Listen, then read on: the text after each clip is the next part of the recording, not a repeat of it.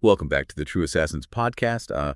Your daily dose of addictive true crime stories from the shadowy world of murder hitmen and assassins. Don't forget to rate and follow the show if you're enjoying these wild mysteries. Today we're diving deep into a story you submitted. It blends magic, political intrigue, and a whole lot of moral ambiguity. You know him as Merlin, the legendary lizard, but forget the wise old man from the storybooks. We're talking about Merlin, the secret assassin. With me to help us unpack this story is Julia Jones, our expert in medieval history and mythology. Thanks. It's fascinating how we tend to think of Merlin as this benevolent figure guiding King Arthur towards a glorious destiny, isn't it? But what if I told you that path to the throne was paved with blood, and that Merlin was the one wielding the knife? Or in this case, perhaps a poisoned chalice. Okay, let's unpack this. Your source paints a picture of Britain in chaos. Think Game of Thrones, levels of violence and political backstabbing. Petty warlords are vying for power. And amidst all of this, a prophecy emerges about a young Arthur destined to become king. But here's the catch. A child king in this brutal environment is basically a lamb waiting for the slaughter. We see how specific threats to a child king would be a bit different than those faced by an adult ruler. Not just warlords, but perhaps even members of the court looking to exploit a regency or manipulate a young, inexperienced king. Exactly, and that's where Merlin comes in. This source describes him as a young man himself training under a powerful sorcerer named Balinor. But instead of focusing on grand spells and prophecies, Merlin becomes obsessed with the darker, more lethal applications of his magic.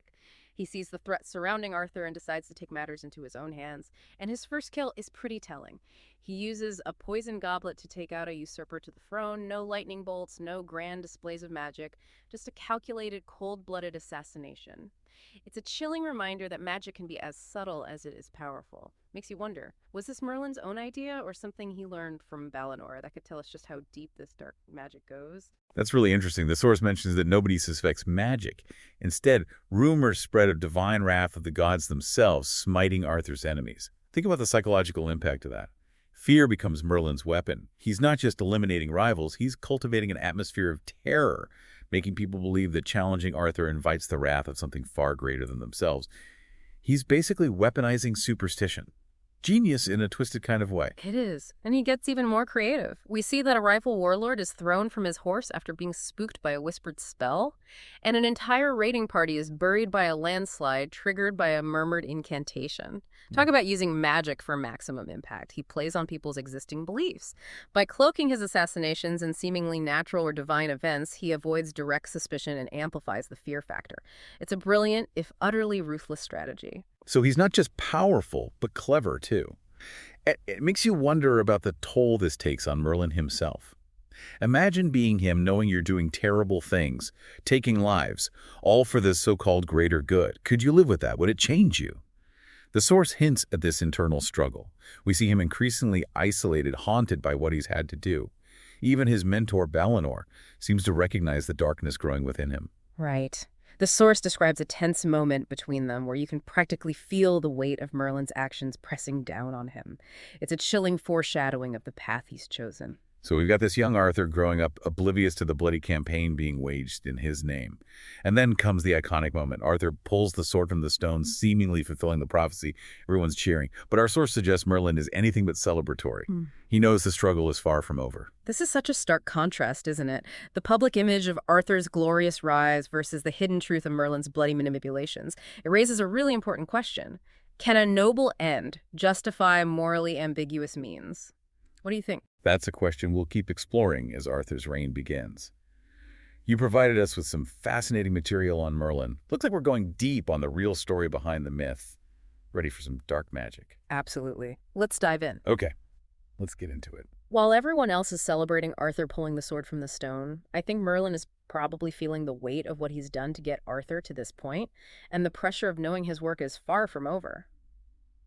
Arthur might wear the crown, but real power is a tricky thing. You've got usurpers, rivals, and even whispers of discontent among the people themselves. Maintaining power requires constant vigilance.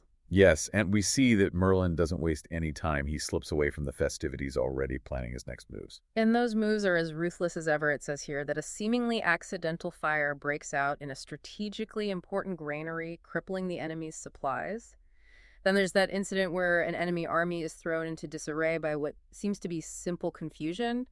But we know it was a whispered spell from Merlin. He's ensuring victories for Arthur's forces before they even clash. It's like Merlin is this puppet master, pulling strings, orchestrating events from the shadows. Mhm. He's not just an advisor, he's the architect of Arthur's victories, manipulating things to keep his king on the throne.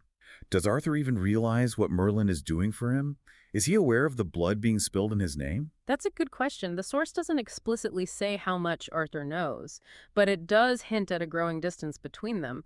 Merlin becomes increasingly isolated, bearing the weight of his actions alone while Arthur is out there basking in the adoration of his people. It's a recipe for disaster, really. This makes me think about the stories we know about Arthur, those tales of chivalry and honor. It makes you wonder, how much did Merlin's dark deeds influence what we now consider the Arthurian legends? Did his fear-mongering tactics shape the religious aspects of those stories? Did he use his magic to plant the seeds for those tales? Those are really interesting questions. I think it's certainly possible Merlin's manipulations were so pervasive, it's hard to imagine they didn't have a lasting impact on the way Arthur's story was told and retold through the ages. The source mentions that Merlin's mentor, Balinor, eventually confronts him about his actions. I found that really fascinating. Me too. It wasn't really a condemnation, more like a sad acknowledgement of the path Merlin has chosen. It's almost like he sees this darkness growing in Merlin, but understands why it has to be. Like he knows that Britain needs this, but hates what it's doing to his apprentice. It's a powerful moment. It is. You can sense the weight of Merlin's burden, the knowledge that he's sacrificing his own soul to save his kingdom. He's made a choice to be the villain in the shadows so that Arthur can be the hero in the light. And that's the real tragedy of it all. He'll never receive any credit for the sacrifices he's made. His actions will always be shrouded in secrecy. What do you think could Arthur's kingdom have been established without all this bloodshed? That's a tough question, and it makes you wonder if all the manipulations were worth it in the end.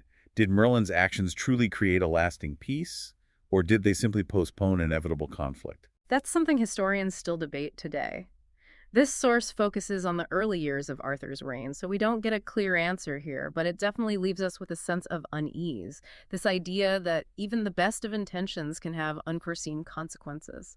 We think about Merlin as this legendary figure, but seeing him through this lens, he's almost tragic, accepting this role, knowing history may never see him as the hero. It really flips the script on the classic hero's journey, doesn't it? Instead of seeking glory, Merlin chooses to operate from the shadows. He's willing to bear the weight of his actions, the burden of that secret, so Arthur can remain the shining symbol of hope untainted.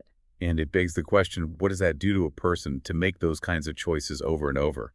The source hints at Merlin's internal struggles. But I'd love to know more about the psychological impact of that. Did he ever find peace, or was he forever haunted by the things he'd done? There's a lot of room for speculation there, and it would be fascinating to see further research into Merlin's psychological state. It also makes you wonder about Arthur. Was he truly a great leader if he was oblivious to the darkness protecting his throne? Or even worse, what if he didn't know? Does that make him complicit? That's something for each of us to consider, isn't it? How much are we willing to accept to overlook in the name of peace and stability? Merlin's story really forces us to confront uncomfortable truths about power and the lengths people will go to in order to protect it. We set out to understand the real story behind Merlin the assassin, the manipulator. It's easy to see him as a villain, but is that the whole story? It seems like his actions, even the terrible ones, were driven by a desire to protect Arthur and create a better future for Britain. It's complicated, to say the least. Absolutely, and I think that's what makes this deep dive so fascinating. It's not a simple story of good versus evil. It's a nuanced exploration of ambition, sacrifice, and the messy realities of power. It's a reminder that history is rarely black and white, and that even the most legendary figures have secrets. Secrets that, when brought to light, can challenge our perceptions and force us to rethink everything we thought we knew. Well, folks, there you have it. The Hidden Life of Merlin, a tale of magic manipulation and the enduring struggle between good and evil. Was he a hero, a villain, or something in between? We'll be back next time with another addictive true crime story from the shadowy world of murder hitmen and assassins. Until then, sleep tight. And don't forget to rate and follow the show.